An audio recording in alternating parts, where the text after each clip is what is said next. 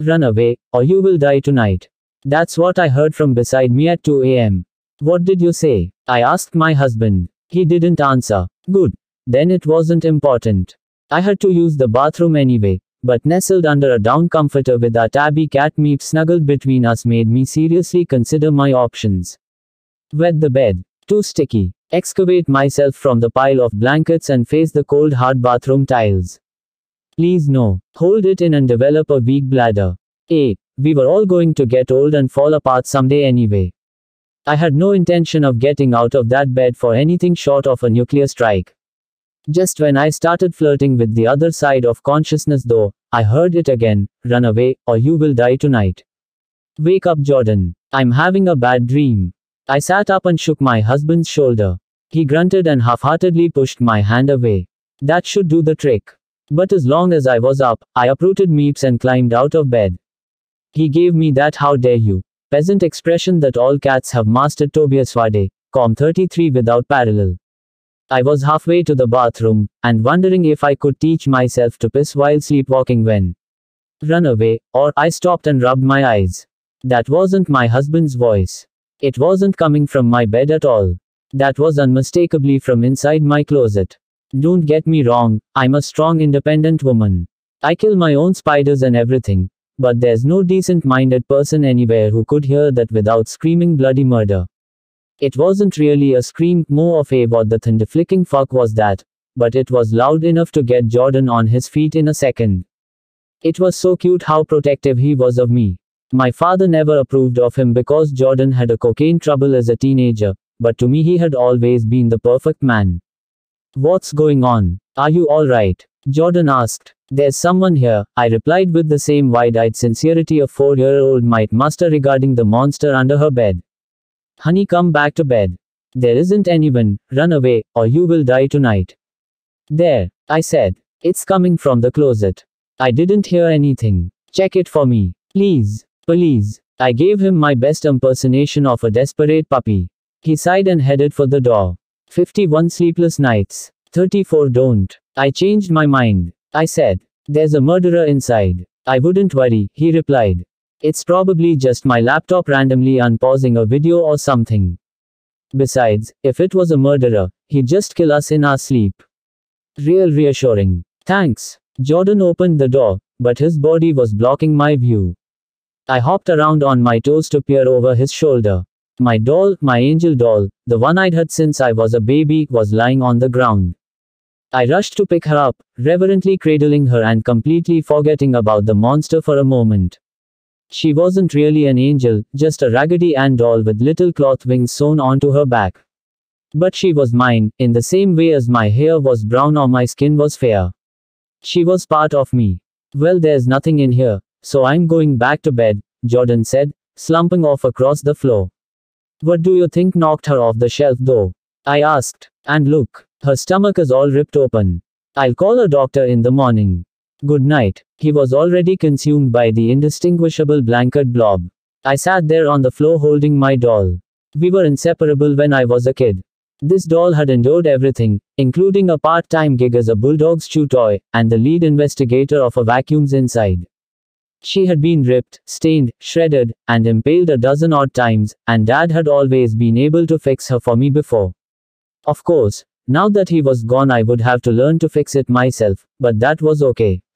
When I Tobias Wade, com 35 have a kid of my own, they'll probably need me to fix it for them too. I gently poked the leaking fluff back into the doll's chest cavity and shit snacks. Something stung my finger, prompting its quick passage to my mouth. Was something in there? I opened the doll a little further, careful not to lose any of the precious stuffing, and pulled out a tightly folded sheet of paper. I recognized the handwriting immediately. Dear Amelie, it was the same handwriting with the same loopy D I had seen every year on my birthday card. Every year except this one anyway. I sat cross-legged on the floor and Meeps wiggled her way into my lap while I read my father's secret letter. Dear Amelie, the telling of an adventure becomes an adventure in itself. Fantasies will unburden your spirit from the constraints of reality, and horror is as thrilling for the author as it is for the reader. But my story is not so easily told.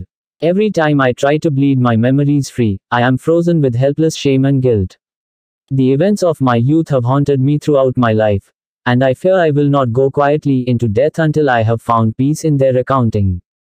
I hope you will forgive me for inscribing my story in verse. It is the only way I know how to distance myself from the pain and turn the tragedy of my life into something beautiful.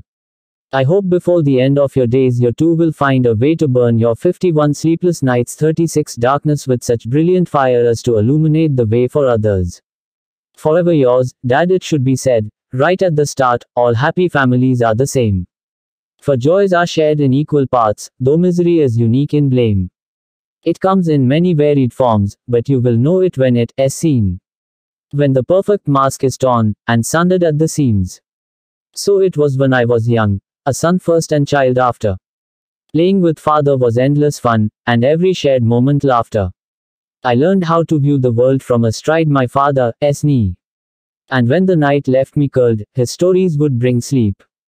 But life is heavier for some than others, and it pressed hard upon this man. A war waged between him and my mother, he stopped trying and simply ran. I was left to wondering, where my father went at night. Then home late with blundering, too much drink had made him fight. One night the drink brought a rage that I had never seen before. The beatings could not be assuaged. Tobias Wade, Com 37. So out I fled through kitchen door.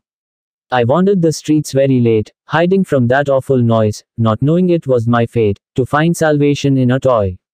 Tossed upon garbage and refuse, the broken doll of an angel lay.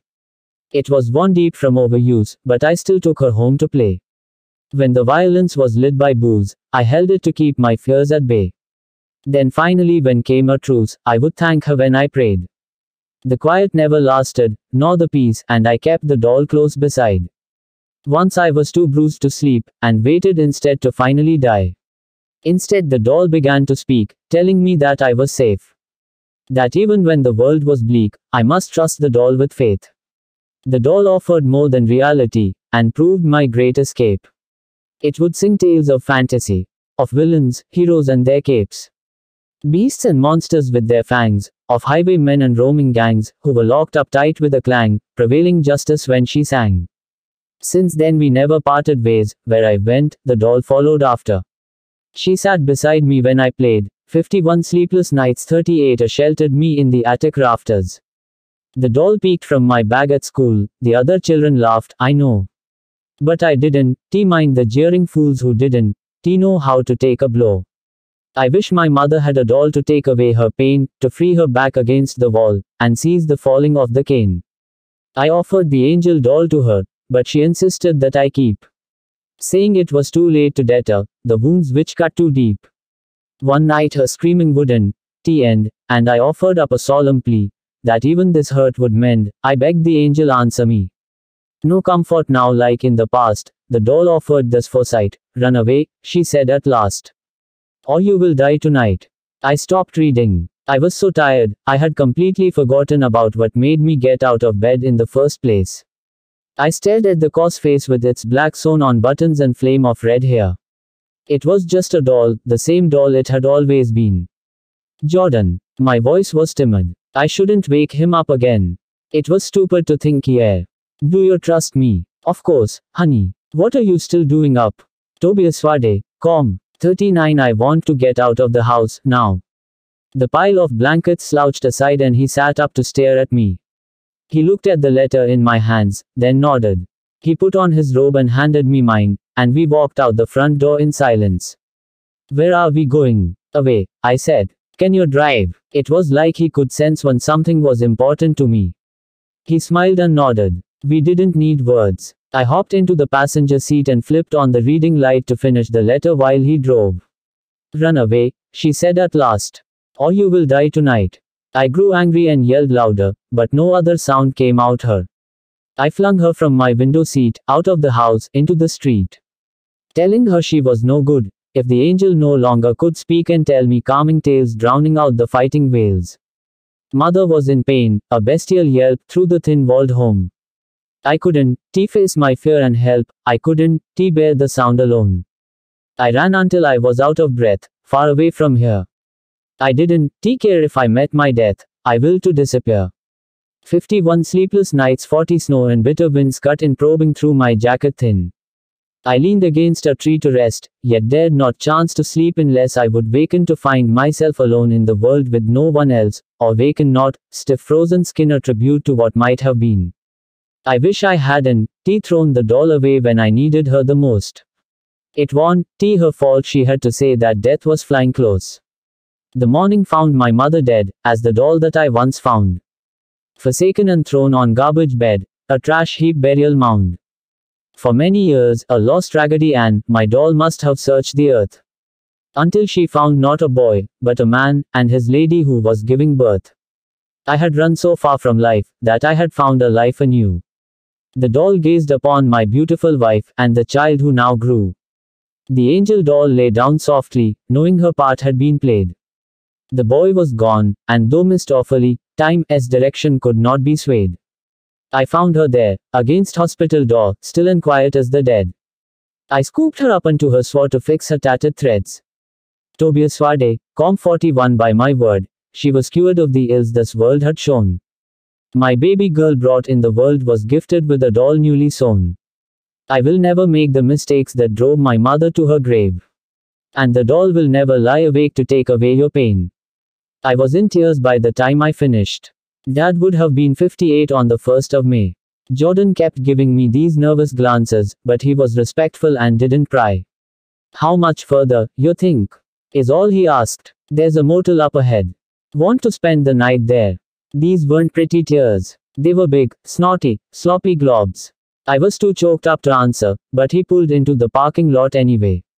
He understood me so well, it was like he was made for me. I held the doll while I fell asleep in the motel. I knew I owed Jordan big for this. I felt so stupid for dragging us out here, but the letter and my cry had been cathartic, and I was so tired that I felt oddly at peace. It was the best I'd felt since the funeral. And who knows, maybe some freak tornado will hit the house and I'll know some part of Dad really is still out there watching over. Run away, or you will die tonight. It came from the doll. A small voice like a child who was afraid of being caught. I already did run away. I felt too guilty to wake Jordan up again after all this, so I whispered the reply. 51 sleepless nights, 42, not far enough. He's still with you, she replied. I couldn't see the doll's mouth moving or anything, but there was nothing else which could have been talking to me. I looked over at Jordan's harmless, sleeping body. Was I really going to trust a phantom voice over my husband who I've known and loved for years? But it wasn't just any voice. Somehow it was my father trying to reach me, and him I would trust till the ends of the earth. I took the doll and my phone and quietly slipped out the door. I wasn't going to leave him stranded, so I took an Uber back home. While we were driving, I wrote him a long text message thanking him for being so understanding and apologizing for my behavior. I told him how much he meant to me, and that all of this was just because I was having such a hard time with Dad's passing.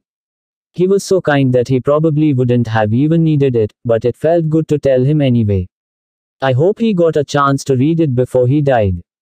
The next I woke, it was to the hammering of police on my front door. They informed me that my husband was found dead in his motel room with 3 bullet holes in his chest. If it wasn't for the doll, I'd be dead too. I still think Dad was wrong about Jordan though. I don't regret a minute of our time together. And Dad was wrong about another thing too. The angel doll was going to have to lie awake with me for a long time before she can take away the pain.